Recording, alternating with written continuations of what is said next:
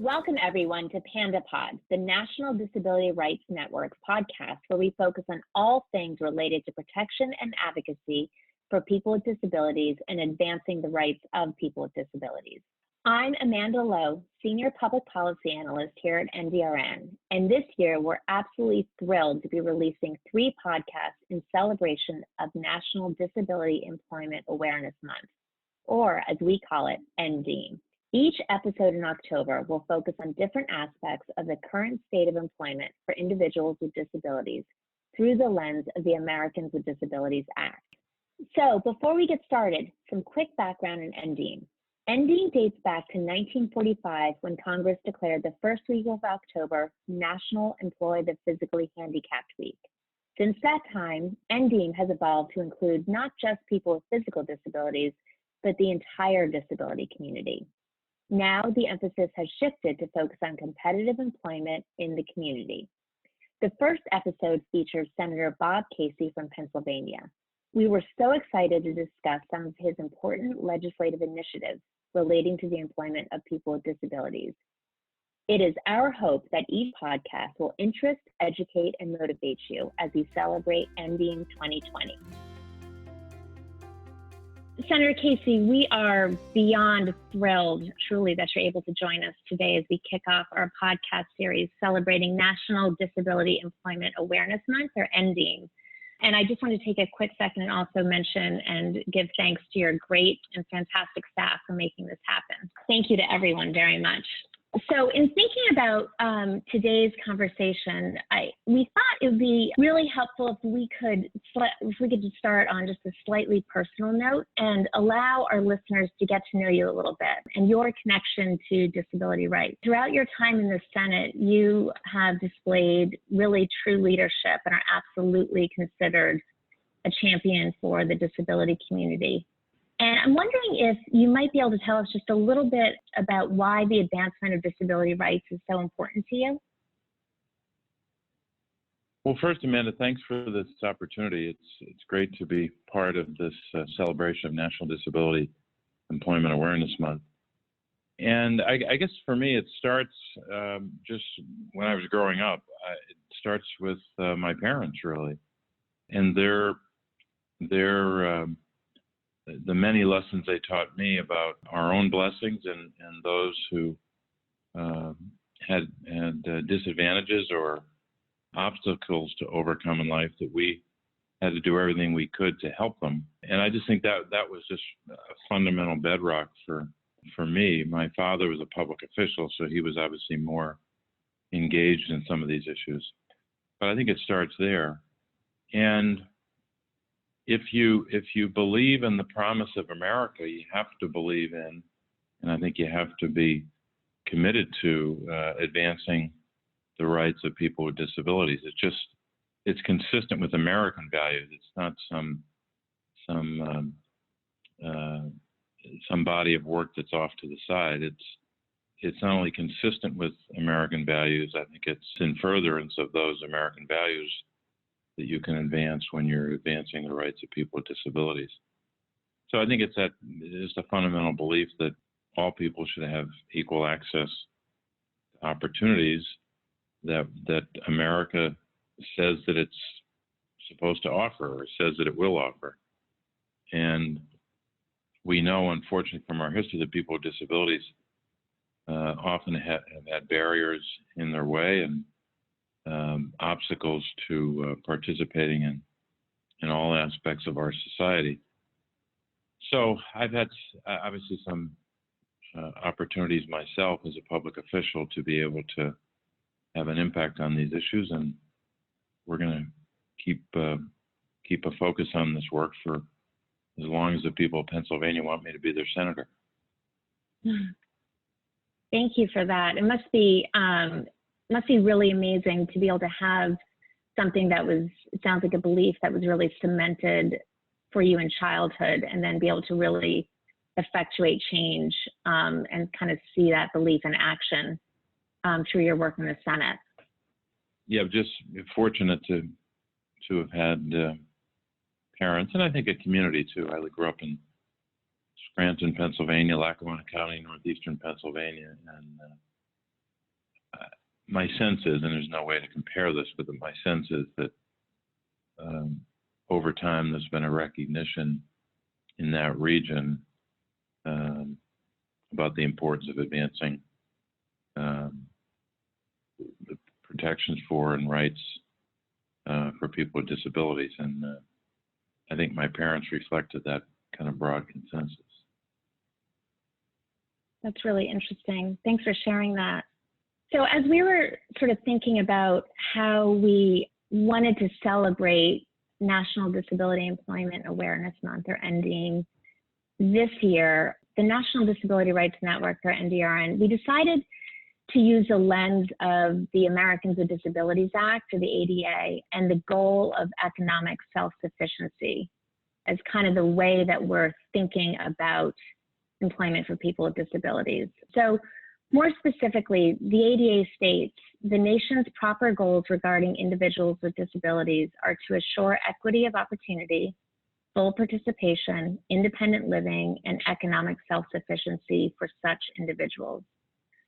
And as I was reading that and reflecting upon it, getting ready for today, I was thinking that I'm sure that we can all agree that economic self-sufficiency is important to every single individual. However, the ADA specifically highlights that importance for individuals with disabilities. So, Senator Casey, I'm wondering why, in your opinion, why do you think economic self-sufficiency is so critical for individuals with disabilities? Well, I think first it's part of who we are as human beings. You've heard the phrase a lot, the dignity of work, and that's part of this. Part of the answer is that I think everyone wants to have that dignity that comes from work. It comes from doing a job, meeting goals, and earning a living and being able to support yourself. So that's a big part of it. And economic self-sufficiency as one of those four goals of the ADA is directly connected, I think, to the broader, the broader American dream about being able to support yourself and support your family if you have one, and have it's part of having a purpose in life. You're directed towards goals, and you have a focus every day to support yourself and to do a particular job. Unfortunately, it's been one of the hardest goals to make progress on, or to achieve the full measure of the goal. So we've got a lot of work to do. And I think that, for people with disabilities, we still have barriers to economic self-sufficiency that are substantial, not the least of which is that we place asset limits on many of the programs that support people with disabilities. I think your listeners will know better than I, or at least as well as I do, that to be able to qualify for programs like Medicaid or Supplemental Security Income, SSI, or SNAP, Supplemental Nutrition Assistance, and many other safety net programs, a person can't have more than $2,000 in assets. That's a way to keep people in poverty, not a way to help them achieve economic self-sufficiency. It just doesn't make sense, but it's one of the many barriers in their way. So when we consider the ADA more broadly, it prohibited discrimination against people with disabilities, but it didn't take away every barrier, and many of the current policies make it very difficult for a person with disability to save for their future, whether it's save for a home, or save to move to another place, or of course even to save for an education. So we shouldn't be providing people with supports, but limit how much, or limit how the amount of money they can save for the future.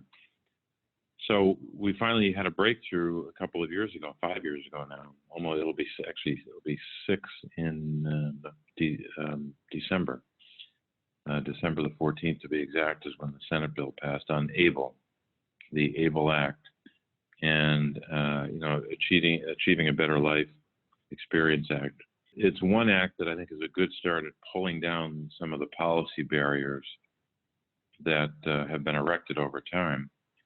but it's not in and of itself enough. We've got to do more. Here's another example of policy: the substantial gainful activity, so-called SGA limit, for a person with a disability is $1,210 a month, $1,210 a month. If you earn more than that, you're at risk of losing your disability benefits. So it's another example of a policy not only preventing us from achieving the goal of economic self-sufficiency, but literally keeping people in poverty because you limit how much they can earn. So we got to make it possible for people to earn more than that, $1,210 a month, if we're serious about it, ensuring they can be economically self-sufficient. Yeah, thanks for that answer. That was really helpful and thoughtful. I just wanted to sort of focus in a little bit on ABLE accounts and the ABLE Act that you just mentioned. It's such an important piece of legislation. I'm wondering if you could tell our listeners who might not be that familiar with ABLE accounts, sort of what they are, why in your view they're important, and what your goal was with that piece of legislation. Part of it is, it's obviously connected to the goal of economic self-sufficiency, and I think you could also make an argument it's also related to that sense of dignity that people have, that you can not only work to do a good job and to provide for your family and pay your bills and be part of a thriving society in that way, but you can also, if you choose to, set aside money for savings. And one of the provisions of the tax law going back a generation was that parents could set aside money for, and were incentivized to set aside money for higher education for their children. And that made a lot of sense. So we had the so-called 529 plans around for years. But it was literally the state of the law in the United States of America that if parents had two daughters, one daughter without a disability that they're saving for higher education for, another daughter with a disability where they could open up a 529 account, but what if that daughter, for a variety of reasons, wasn't going to pursue higher education, or the parents didn't think she would? There was no savings vehicle for the daughter with a disability for other needs that she would have, not just education, but those I mentioned before, buying a home or saving for rent for an apartment, or being able to buy assistive technology because of her disability. So all kinds of impediments to saving for other purposes other than higher education. So these ABLE accounts are a way for people who receive federal disability benefits to save for the future. And one of the basic reasons is that $2,000 limit, as I mentioned. So now ABLE accounts allow a person with a disability to save up to $100,000, not $2,000, $100,000. And to open an account, you have to have acquired, I should say, your disability before you reach your 26th birthday. We're trying to move that number up into the mid-40s, age 46. But the money you save in ABLE accounts has to be used for disability expenses, but that's a pretty broad category.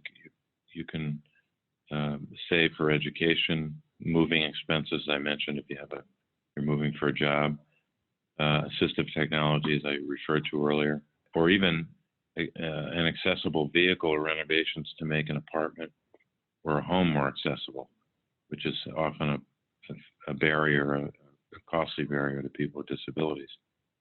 So when we talk about saving money, we often talk about saving for retirement or saving for higher ed. But we save for a lot of reasons, and limiting how much a person with a disability can save means that we're taking away their options. So ABLE accounts make it possible for a person with a disability to plan for their future and thereby to better their lives. Thank you for that. I think it's fair to say that ABLE accounts have really been a game changer for people with disabilities, and I can't imagine anything that fits more squarely into the theme of economic self-sufficiency. I'd like to quickly turn to another piece of legislation that you introduced.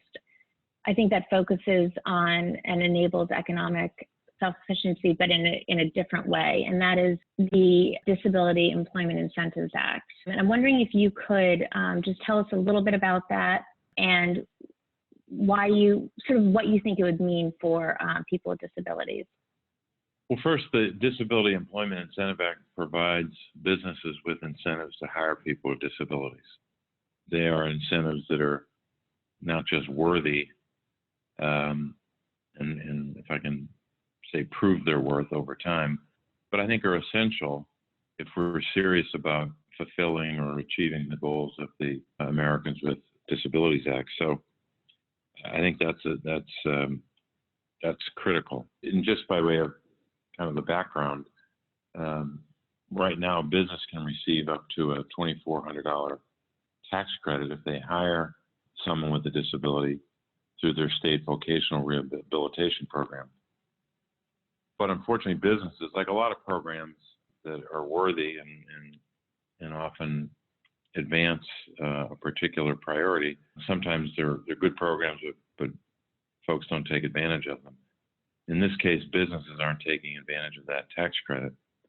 So one of the ways to do that is to make it more generous. So I want to more than double that to $5,000 for the first year and continue the tax credit for the second year at $2,500. So take what is now a $2,400 tax credit and make it $5,000 for the first year, and then continue it for a little higher at $2,500 for the second year. So I think it's a better incentive for businesses, and it makes a lot of sense to provide that kind of an incentive. And sometimes the incentives obviously are important. And at the same time, this legislation would provide tax credits to increase the accessibility of a business, both the physical accessibility and the online accessibility. And obviously online accessibility has never been more important in the times we're living. So if we were able to pass this legislation, there'd be an opportunity to get a $30,000 tax credit for improvements to accessibility that a business makes. We wish we didn't have to provide incentives, but I think it's important to do so in this context. Because sometimes a business will say, well, I want to do that.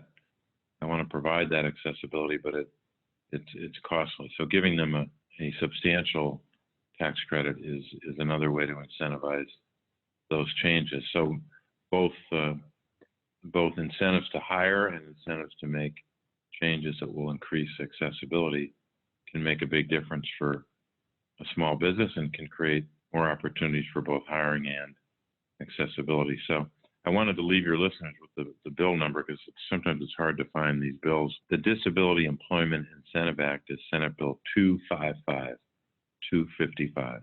Great, thank you for that. I know at NDRN we're excited about that bill. We're absolutely supportive of it, and we think it makes all the sense in the world. So thank you for your work on that. Another bill that you've introduced that really looks at sort of the incentive idea, but from a different way, is the Transformation to Competitive Employment Act. Whenever I talk about this bill, I always say it's aptly named because it is truly transformational, I think. So I'm wondering if you could just tell us why you felt like this was an important piece of legislation. Thanks. I appreciate you highlighting the Transformation to Competitive Employment Act, and I'll give the bill number, Senate Bill 260. Thank you. This bill would provide employers who currently pay sub-minimum wage to people with disabilities with funds to help transition their business model from sub-minimum wage to at least minimum wage. Again, one of those goals to achieve and barriers to tear down. Right now, we're told that about 125,000 people in the country are paid sub-minimum wage. And what we're trying to do here is to protect these jobs and honor their work, while also helping their employers to adopt their business model to be one that is competitive, a different model really, a competitive integrated employment model. as opposed to what they have now. And I think it's a recognition. The bill is a recognition. We've got to help them do it.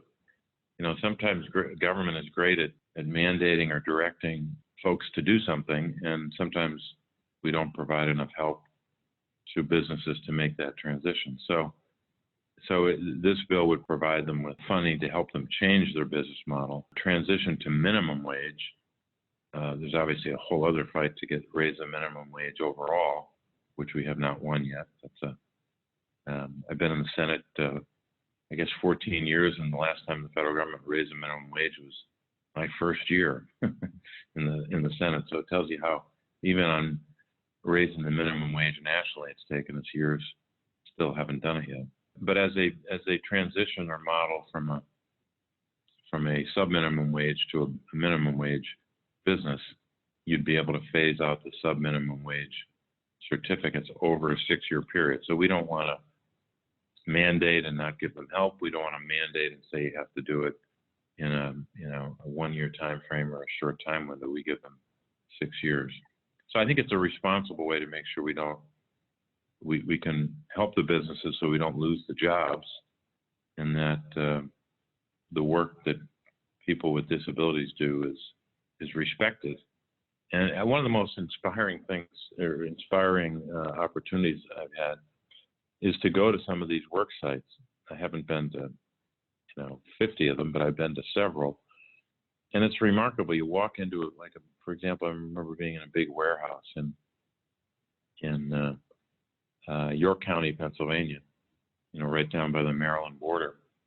And it's a big county, and they've got a lot of manufacturing in that county, a very high percent of manufacturing, which is not true of a lot of places in our state. And this warehouse was a very busy place, and they were introducing me to some of their workforce, young people that had a disability and were working in that warehouse, where you got to keep things moving, on-time delivery or movement of cargo or material or what they're moving out the door every day. Has to be geared towards schedules and the pace and intensity of a business. And just glowing remarks about the members of the workforce, the employees who had a disability, their work ethic, their on-time performance, their dedication, their attitude. I mean, everything you would want in an employee, they're seeing. So over and over again, there's evidence over many years now that people with disabilities can do really good work, and they can progress in that work. They don't have to stay in the same job for years and years. Some might have to because of the severity of a disability, but many others can advance. So we're trying to indicate through this legislation that we can move to a minimum wage model and affirm the dignity of their work and show them kind of respect that workers should be accorded. Thank you for that, and thank you for your leadership on this bill. I know that NDRN and the P&As have done an enormous amount of work around sub-minimum wage and ending sub-minimum wage and sheltered workshops. We really view, I think you used the word responsible when you talked about this bill, and I think that this bill is absolutely responsible, and it looks at sort of these issues in a very innovative and comprehensive way. So thank you for your work and leadership on that. I wanted to quickly touch on, when we were thinking about this podcast, I really don't think that we can have a podcast in this time that celebrates National Disability Employment Awareness Month without considering the times we're in, and specifically COVID-19 and the tragic impact that we've seen on the lives of individuals with disabilities, more specifically kind of narrowing down the effect that will have on the employment of people with disabilities and as it relates to their economic self-sufficiency. And I'm just wondering, have you been hearing things from your constituents kind of about this, so about employment with people with disabilities and economic self-sufficiency during COVID-19, sort of things that keep you up at night or things that weigh on your mind that you'd like to share with our listeners? Yeah, thank you for that question, because there's a lot, of course, at a time like this where you have the worst public health crisis in a century the kind of economic devastation that has flowed in its wake. And we're really in a jobs crisis at the same time we're in a public health crisis. And that's evident across the board for everyone. We also know that in the midst of that, many people with disabilities have been working throughout the pandemic and obviously putting themselves at risk in many instances because of the work that they do and the job that they have.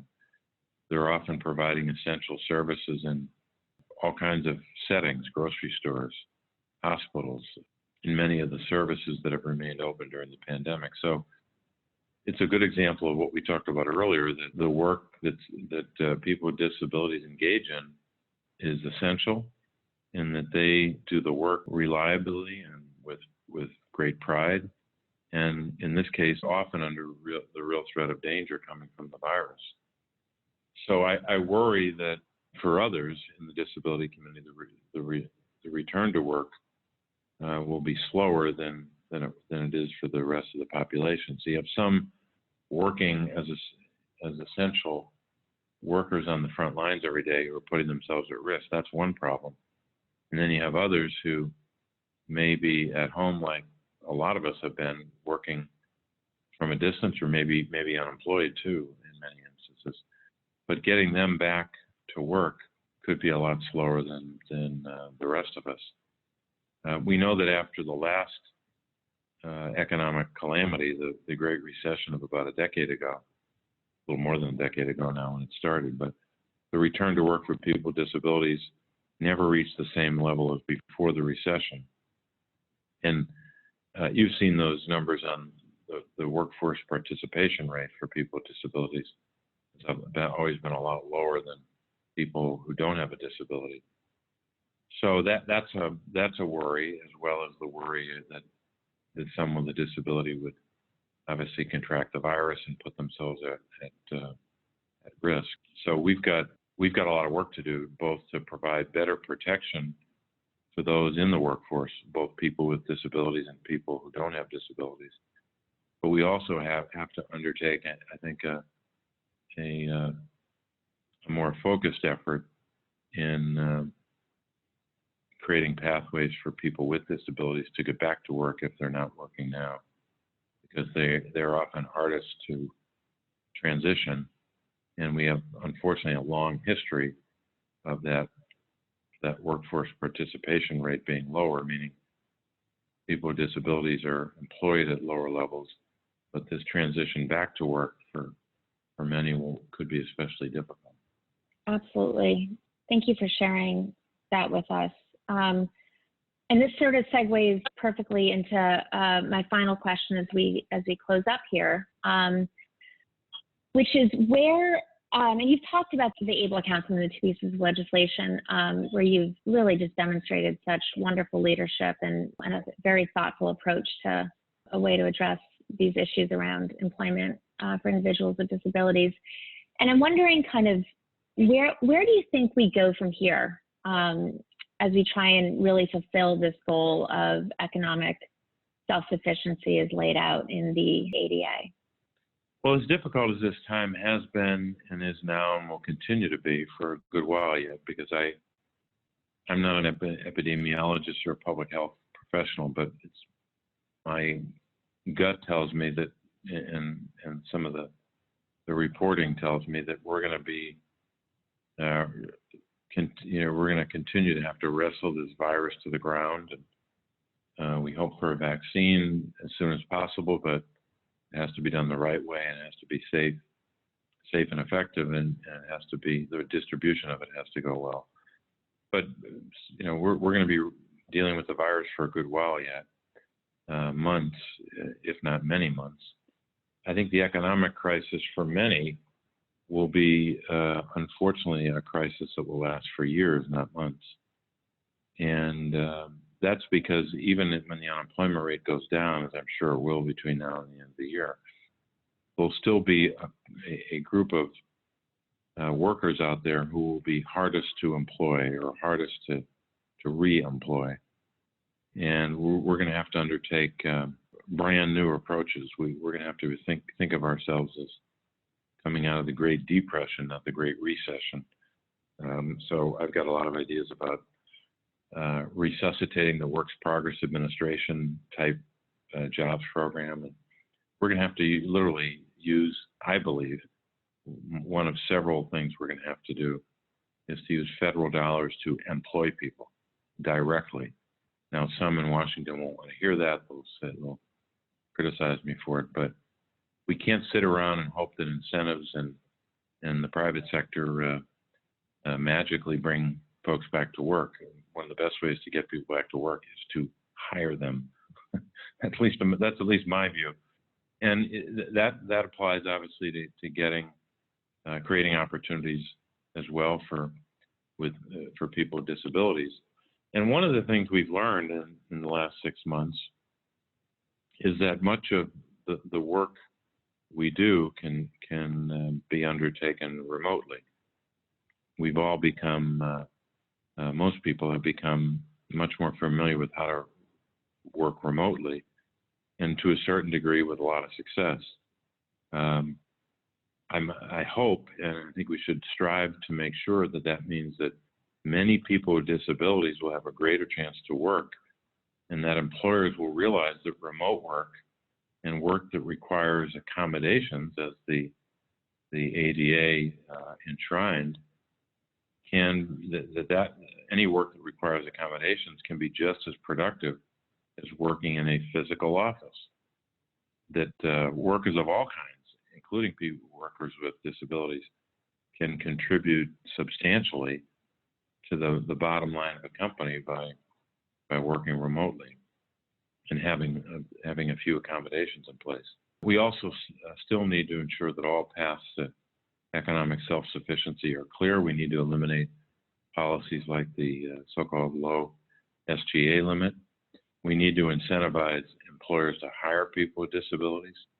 As I said, as we talked about the bill that we have, we need to make sure that the resources to accommodate people with disabilities are available in their workplaces. So even though we've come a long way in what I guess is now 32 years since the first National Disability Employment Awareness Month was celebrated, we still have a ways to go. I don't know how long the road is, but we know that we're still on the road, and we probably can't see the end of the road. We haven't met the goal of economic self-sufficiency, one of the 4 goals of the ADA, so we've got some work to do. But I appreciate you and NDRN and the millions of disability advocates and stakeholders around the country who are laboring in the vineyards, to borrow a line from the scriptures. You're laboring in that vineyard every day to help people with disabilities, and I look forward to continuing to work with you. Well, thank you so much. I know as I've just listened to you sort of talk about your thoughts for the future, I'm heartened and energized. I just know that you've been shown such leadership and will continue to do so. And on behalf of NDRN and all the P&As, we are incredibly grateful to you for all your work around disability rights. So thank you so much for joining us today. We really appreciate your time. Thank you. Hello, I'm Kurt Decker, Executive Director of NDRN. Thank you for celebrating National Disability Employment Awareness Month with us. We hope you continue tuning in all month as we talk more about the importance of employment and the dignity of work.